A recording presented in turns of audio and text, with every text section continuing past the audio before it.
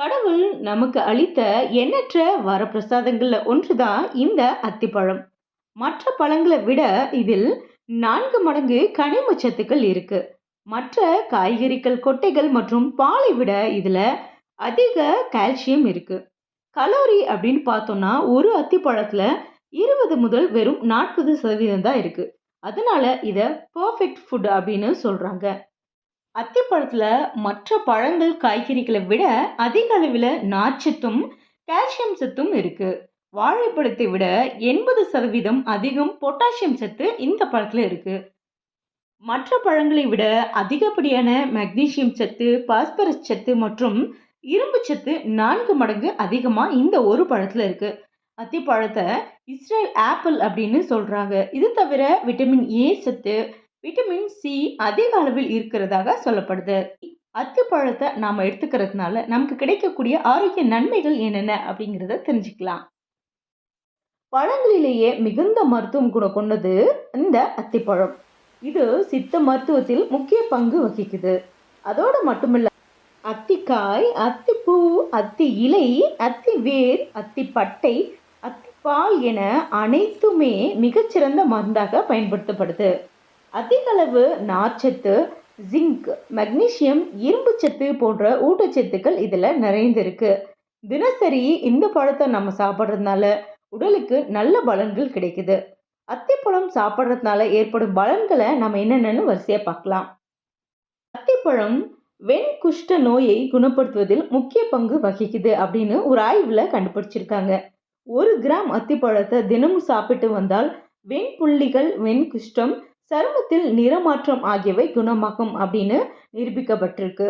மேலும் அத்திப்பழத்தை பவுடராக்கி பன்னீர்ல கலந்து வெண் புள்ளிகள் மீது பூசி வர அது நாளடைவில் மறையுது அப்படின்னு சொல்லப்படுது.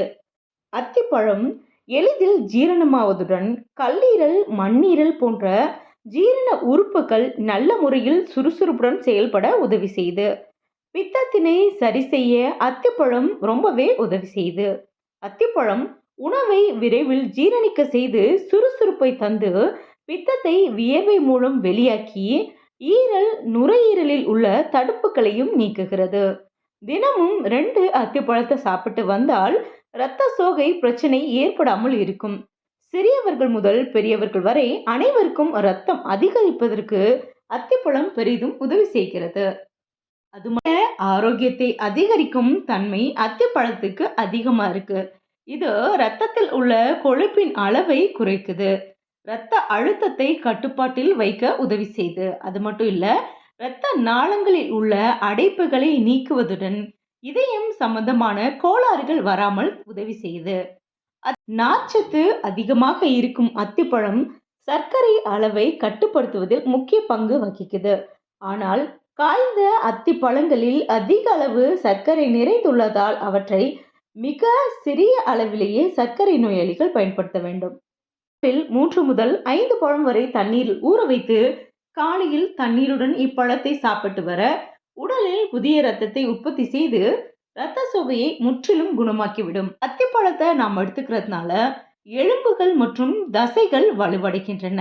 இதில் உள்ள கால்சியம், மெக்னீசியம், பாஸ்பரஸ் ஆகியவை எலும்புகளின் ஆரோக்கியத்தினை அதிகப்படுத்துவதுடன் ஆஸ்டியோபோரோசிஸ் எனும் நோய் ஏற்படும் வாய்ப்பினையும் குறைக்கிறது.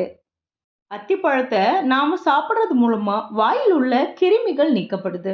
இதனால் வாயில் ஏற்படும் துர்நாற்றம் நீங்கும். ரொம்ப நாட்களாக இது மாதிரி தொந்தரவு உள்ளவர்கள் அத்திப்பழம் சாப்பிடுவதால் ஒரு நல்ல தீர்வினை அடைய முடியும். 90% அத்திப்பழங்கள் உலர்ந்த பழங்களாக தான் விற்கப்படுகின்றன. காரணம், அது பறித்த ஒரு வாரம் வரை தான் ஃப்ரெஷ்ஷாக இருக்கும். அத்திப்பழத்தில் புளிப்பு வாசம் வந்தால் அது கெடப்புகிறது என்று அர்த்தம். அத்திப்பழத்தின் வாசனை மென்மையாக இருக்க வேண்டும். அதனை குளிர்ந்த இடத்தில் வைத்துதான் பாதுகாக்க வேண்டும். 3 அத்திப்பழத்தில் ஒரு நாளைக்கு தேவையான முழு நார்ச்சத்து கிடைக்கிறது. அத்திப்பழத்தில் கலோரிகள் குறைவாக இருப்பதனால் உணவு கட்டுப்பாட்டில் இருப்பவர்களுக்கு இது சிறந்த மருந்து. அத்திப்பழத்தின் காய்களிலிருந்து வரும் பாலை வாய்ப்புண்ணில் தடவினால் வாய்ப்புண்கள் ஆறும். அத்திமர பட்டை சூரணத்தை வெந்நீரில் கொதிக்க வைத்து காலையில் சாப்பிட்டு வர கர்ப்பப்பை வீக்கம், கர்ப்பப்பை கட்டிகள் மறையும். இதே சூரணம் வெள்ளைப்படுதலையும் சரி செய்யும். அத்திப்பழத்தில் உள்ள ஆன்டி ஆக்சிடென்ட்கள் கர்ப்பப்பை தொந்தரவுகளை சரி செய்கிறது. ஃப்ரெண்ட்ஸ், இந்த பதிவுல அத்தி மரத்தோட பழம், வேர், காய், பூ, பால் எல்லாமே பயனுள்ளது அப்படின்னு நாம தெரிஞ்சுக்கிட்டோம். இந்த பதிவு உங்களுக்கு பிடிச்சிருந்தா லைக் பண்ணுங்க, ஷேர் பண்ணுங்க. இதுவரைக்கும் நம்ம சேனலை சப்ஸ்கிரைப் பண்ணாதவங்க சப்ஸ்கிரைப் பண்ணுங்க. அப்படியே உங்களுக்கு கருத்துக்கள் ஏதேனும் இருந்தா அத கமெண்ட்ல பதிவு பண்ணுங்க. இன்னொரு பயனுள்ள தகவலோட நான் உங்கள சந்திக்கிறேன். நன்றி, வணக்கம்.